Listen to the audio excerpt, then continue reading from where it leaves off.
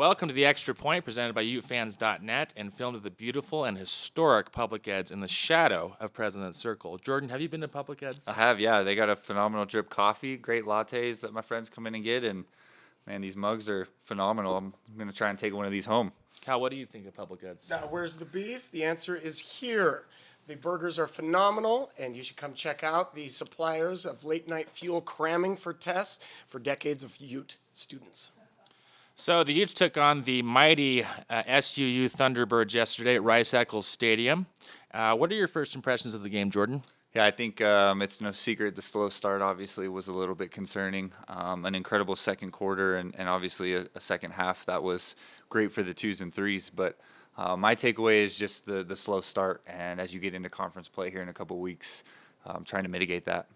Cal, your thoughts? Patterns and habits, the ones that flashed their ugly selves in the first week did not appear yesterday. The slow start, unfortunately, is becoming a constant concern of mine. But moving forward, the tackling seemed to be sewn up. We got on a roll in the second quarter, and the twos and the threes got to contribute to a beautiful day of football in Rice-Eccles Stadium. So Utah only scores 7 points in that first quarter, walks away with 3 penalties, and then the pace changed quite a bit in the second quarter. We score 38 straight points, and we rack up 250 total yards in that quarter. All 6 of Utah's second quarter drives ended in scores, and 5 of them ended in touchdowns. What do you think happened there, Jordan?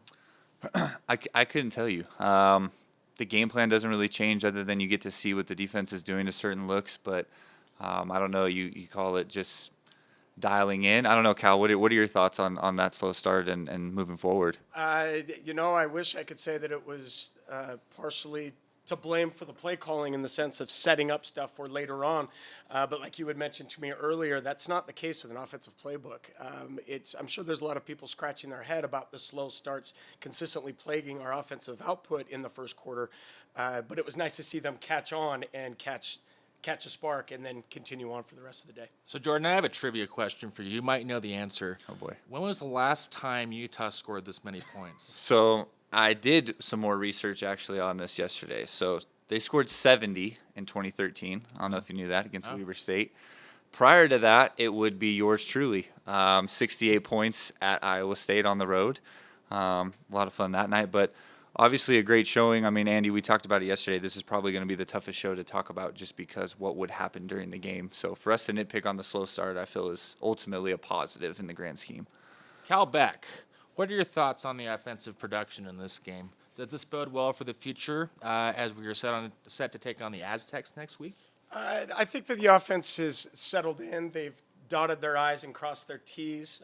Cam Rising mentioned in the post-game interview there wasn't anything specifically mentioned to anybody or from Whittingham about the pacing or them not clicking in the first quarter. They just decided to wake up and start to bond. I'm sure somebody, hopefully a leader on the bench, got that spark going, but we got the momentum going. We got stuff on film that we needed to see, and I'm sure that a lot of players have next week's game circled on their calendar due to last year's outcome. So can we talk about the running game for a second? We've had some issues. Speaking of Mr. Tavion Thomas protecting the ball, and we have a fumble last week and then a fumble yesterday. What do you guys think about that and what our running game looks like in general? I mean, I think the running game in general is phenomenal. I think the way that they're able to move the line of scrimmage, a plethora of backs between Curry, Bernard, Thomas. We saw Glover yesterday, who looked great. So I don't think the talent or the scheme is an issue. Obviously, Tavion had fumble problems last year, and you got to shore those up. Cal, you probably held the ball more than I did. I feel like it's more of an awareness type thing than anything. What are your thoughts there? The running game was very exciting to see get going and start churning, especially behind the Hogs up front yesterday. They were really starting to believe in themselves and make things happen. My son really appreciated pointing out Glover being the shortest guy on the sideline and then getting to see him go in and produce the way that he did. That was a really special treat for my son. But holding on to the ball, I mean, it comes down to fundamentals. And Whittingham mentioned explicitly in the post-game interview that it's not a matter of fundamentals. Thomas was plagued by the same type of symptoms last year. He does protect the ball in practice. He is fundamentally sound. It's just happens. So he mentioned that they're going to focus on it, and the last thing to do is to take a kid out and make him stew on the sideline. You've got to build up that confidence and keep giving the opportunities, and I'm sure that they'll do things in practice to address it, but I'm not concerned. Now, there's 2 names we're going to hear a lot this season if they stay healthy. Kincaid, Keithy. Let's talk about the production from the tight ends and how big they are. What a big part of our offense there. What do you think, Jordan? I mean, Kincaid's hurdle was a highlight of the country, you know, a phenomenal play. I mean, holy smokes. Yeah, both super talented. Really, it's awesome to see two guys in the same position thrive like they do. I feel like that can be pretty rare at times, especially at tight end. But they both do a lot of things incredibly well and at an incredibly high level. And I think they'll both probably be playing on Sundays. Cal, what do you think about the production from the tight ends? I've enjoyed it. I mean, I was wondering last week in the first half when we were going to see that 2 tight end set because we've got the skills there, we've got the stars, and we started to see it in the second half. And yesterday we got to see a lot more production. If you're going to double Brant over and under or left right, that leaves the other tight end on the other side of the set totally free and at least only covered by one. So you're going to have that 1-2 punch. I'm just starting to wonder if that focus on the tight ends is what's hindering our downfield production of taking giant shots on the flies. Right, and I've heard that Andy Ludwig has said that he works with what he has. And so, like, the focus has been on the tight ends for a reason. Wouldn't you agree? Yes. I mean, if it ain't broke, don't fix it. Yeah. And you're going to keep riding that horse to victory. But it's going to have to – I don't think you can keep – riding the same horse at the same pace throughout the entire season. Football changes, people change, rosters change, but it's exciting to have that opportunity moving forward. Absolutely. We'll take a quick break right here, and we'll be right back. Public Coffee is a proud supporter of the University of Utah and a sponsor of UteFans.net, bringing you the best coffee in the state of Utah. Welcome back to the Extra Point presented by UteFans.net. We're very honored to have Mr. Solomon Enis with us here today. A senior with over 45 starts on the field.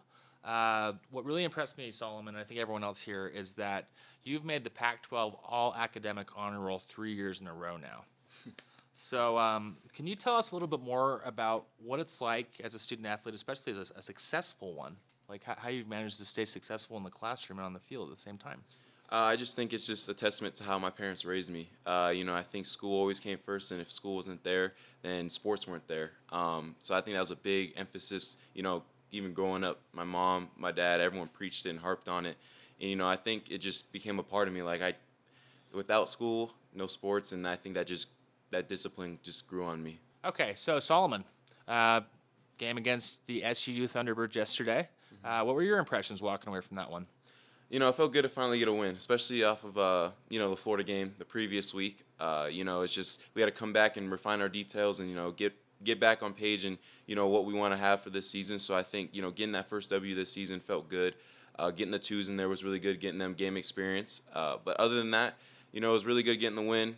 Got a lot of guys in, got some reps, some, I guess you could say experience for a little bit for some sort of words. But, it was great to get that win and, now just looking to build off of it. I have a question, actually. First quarter was a lot different from the second quarter. Mm-hmm. What happened in the second quarter that didn't happen in the first quarter? What was the change? I'm not very sure. I mean, the first quarter, I felt like we were flowing all right. I just felt like we weren't doing our jobs to the best that we could. It's not that we took them lightly or any type of sort like that. They're a great team. They played hard in the first half. But, it's just we had to fall back on our game plan and realize, hey, we got to get this job done. Don't worry about doing too much. Just do your job. Do your one of the 11. And, I think once we did that, everything started clicking, and, that's the product of the game. So going into San Diego State next week, what's the mindset? Go 1-0. Every week is just 1-0. What happened in Florida stayed in Florida. We had a good game yesterday, but now we're on to the next week. We're going to watch the film, learn, get better from it, and then, go 1-0 this week. I think, a lot of people don't realize what a real challenge it is to be a student athlete. I mean, you guys are busy. You're going all the time. I know I've been texting you all week, and doing homework at 11 o'clock at night, So we kind of know what's going on here, and I know these guys do. But, Cal, I think you have some questions as an educator and former student athlete. Yes, I think I you have do. some questions for Mr. Enis. Oh, absolutely. And congratulations on a successful career, a good start on the W yesterday, but also 3-time Pac-12 academic honor roll. As an educator, and you already mentioned the importance of education in your house, but I am curious, is there one class that sticks out in your history that might have jeopardized you making that honor roll? Is there a class that you remember as being that one that you might have not wanted to register for? Oh, man. At first, I think it was, I can't even pinpoint the class, but I know it was either an accounting class or a finance class, 100%. There was one of them that was like, okay, maybe I have to clutch this final just a little bit more just to get me on to graduate. But I think there's a couple classes like that, but, I pulled through and made it work. So, and that's interesting for you to say it was a finance class because I overheard you saying you are now pursuing your master's degree in finance, correct? Yes, sir. Thank you very much for continuing that path. Which student athlete, the student part is getting more overshadowed by the athlete in the shadow of the NIL deals and whatnot. So thank you very much for keeping that focus. There's been some mention on Bloody Tuesdays over the last week, and being a former defensive back, I have to ask you a question. Okay. If I'm going out to Bloody Tuesday practice and I know I'm going to lock you down, what do I need to be worried about Solomon presenting to me on Bloody Tuesday? What do you focus on as a wide receiver? Bloody Tuesday is all about physicality and getting the job done. I think, that's the one day of the week we're in full pads and, we have to get after each other a little bit. But, like it says in the name, it's Bloody Tuesday. It's balls to the wall, we're grinding. There's no excuse. There's no getting out of it. We're here to put in work for how many periods or whatever we got that day and just get the job done. Does the trash talk increase on Tuesdays? I think it's every day. I mean, as you get closer to the game, it eases up, but to testament to your point, I think Tuesdays is the most competitive out of the whole week. How many periods is Bloody Tuesday now? This is a question we talked about, me and Yes. you, Cal, all week. I wonder if Coach Witt's going to kill me. But You could say a lot. a lot. Okay. I'm going to say a lot. And being a wideout, it's a lot of running. Sure. A lot of Because running. Bloody Tuesday for me was, I'll be honest, I hated it. There's no need for the QB to be in full pass, but whatever. You're part of the team. You're part of the unit. You need to be in there. I need a yellow jersey. Yeah, no doubt. Especially for me. But for us, it was 18.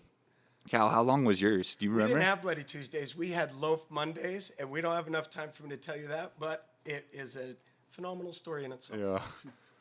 No, but going back, it's just, like you said, full pads, quarterbacks, they're all full pads. tough. Yeah, and it just, to be honest, it depends on how the week goes too. Like, maybe you'll get one extra period if you didn't do that well in the game, or maybe it'll never be less. You'll probably add more to it, but it'll never be less. Yeah. It's a staple for sure with Whittingham. That's no doubt. And for our listeners and viewers, can you guys give us some context as to Bloody Tuesday or Loaf Monday? Bloody Tuesdays, like Solomon said, it's a Tuesday practice. It's full pads. It's, the toughest day of the week, right? Monday you come back. It's usually a glorified walkthrough. You're in shells. For people back at home, basically you're just in helmets. It's usually about an hour long deal. You go to Bloody Tuesday. You're putting in all the game plan. Wednesday you're starting to taper back, right? Like you're starting to get into game mode. And then Thursday, Friday. Thursday's usually still pretty intense, but Friday's a walkthrough and you're into the hotel. Has that changed a whole lot? No, it's pretty on point. Yeah. That's just, again, it's just a testament to Coach Witt and the culture he creates, because you don't want to go soft during the season. Like, that Bloody Tuesday is to keep you engaged, like working on making the tackles, working on blocking downfield, stuff like that. And that's just kudos to making us tougher as a team and tougher in creating that culture overall. I think that I can still talk about it, and it's the same for you. Definitely shows the continuity that Coach Wood has put in place in the program, and his son. All of us. Cal, maybe a little bit. You were a little bit before, but all of us. Right now, all you of kids us these days. All of us can attest to that practice week. What it looks like being the exact same year in and year out. Definitely. So I have another question for you, Solomon. This is your final season. You went through COVID. As a youth football player, I've seen a lot. Rose Bowl, obviously. You've been all over the map. And at this point, we've got a whole season ahead of us. I know that. But what's been your favorite memory as a youth so far?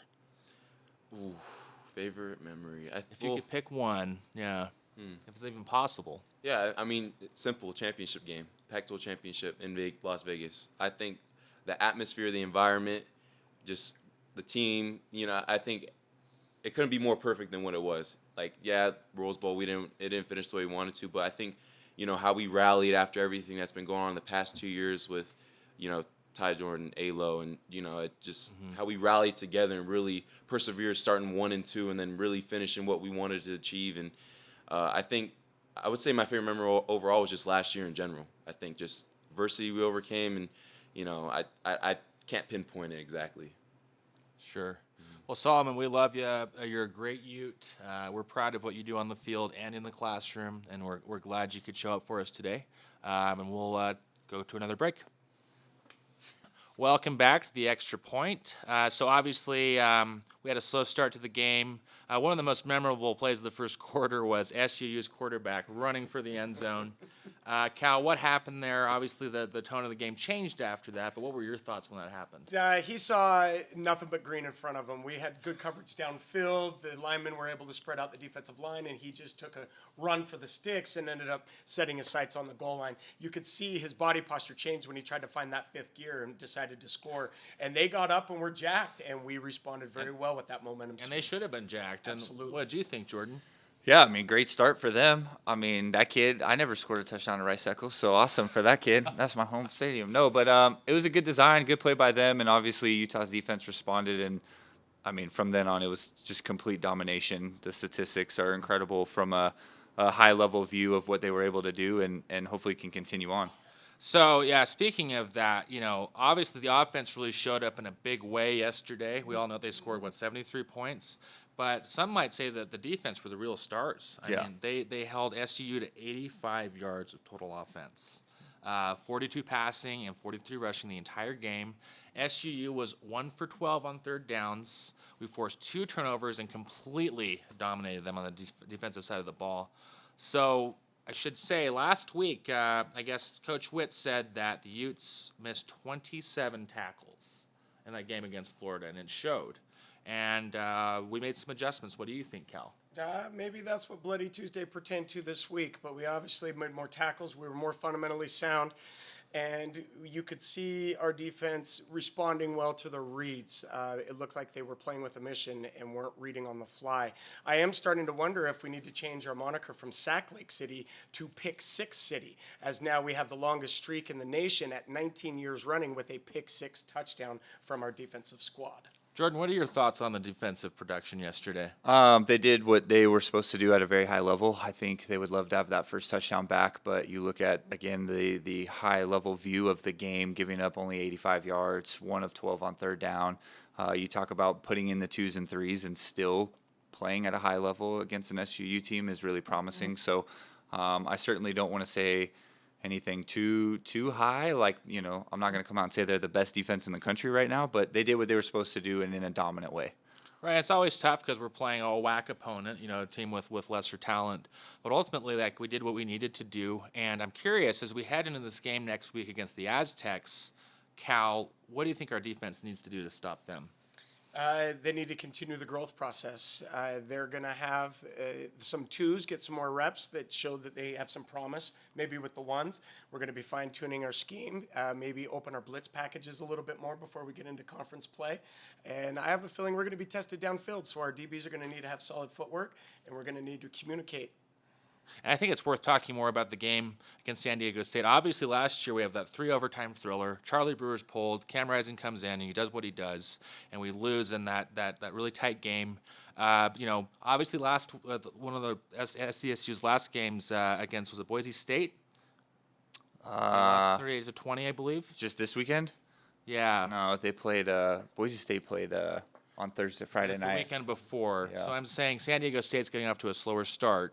Obviously, last year they had a great season. What do you think, Jordan, as far as us walking in this game next week? I think San Diego State's really no secret. They're kind of built similarly to Utah. They're going to try and run the football, and they're going to try and play good defense, and that's kind of been their staple for a long time. So it always has played into Utah's kind of plethora of talent, we're good up front on defense. So I think more so the underlying story here is what happened last year. And how do we respond? Like you mentioned, Cam comes in, they lose in triple overtime. I'm hoping for a fast start, and that will be the motivation for that. Right. And Cal, any other additional thoughts on the SDSU game coming up? I'm sure that multiple people have had this game circled on their calendar since last year, and coaches won't want to admit it, but there is kind of a pride issue when you lose to a team that you shouldn't, especially in such an emotional way. It'll be fun to see them come out late at night and put the hammer down on the Aztecs, and then we roll into conference play. I'm not saying it's going to be easy. There will always be some challenges. That's why the game is played every weekend. But it's been an exciting weekend and a great time to be a Ute. And we'll be right back. Before we go, UFans.net would like to recognize our most recent Crimson Club Hall of Fame inductees, Cal, who joins you in the hall? Oh, thank you very much. Well, we had Eric Weddle and Chris Kiyamatu join from the football squad, Crystal Hager from skiing, Mitch Smith from men's basketball, Shona Thorburn from women's basketball, Melissa Fatuge from gymnastics, Carla Pinkta-Cow from cross-country track and field, and especially close to my heart, Heidi House Connect, Cottonwood alum. Go Colts. Congratulations, you guys. Welcome to the hall. Thanks for all you do. Go Utes. Also, before we end the show today, we'd like to take a moment to talk about a friend of Ute fans and a great Ute, Mr. Ron White. Ron passed away unexpectedly the other week, and we just wanted to take a moment to honor him as a great friend, husband, father, and a Ute fan we can all aspire to be like. Our thoughts are with his wife, Sue, and his incredible family today. Thanks for watching The Extra Point, presented by UteFans.net and sponsored by Public Coffee, where you can get the best cup of coffee in the state of Utah. Join us next week for our next podcast, and go Utes. Thanks, Solomon, for joining us today. Looking forward to next Saturday against San Diego State. I appreciate it. Okay. Want to know the truth? Yeah. We just got voted best coffee roaster in the state by Food and Wine. Oh, there you go. Edit. Backspace. Edit. Mic drop. Yeah. Not even a reader's poll. Like Throw us a freaking bone here. Yeah, for real.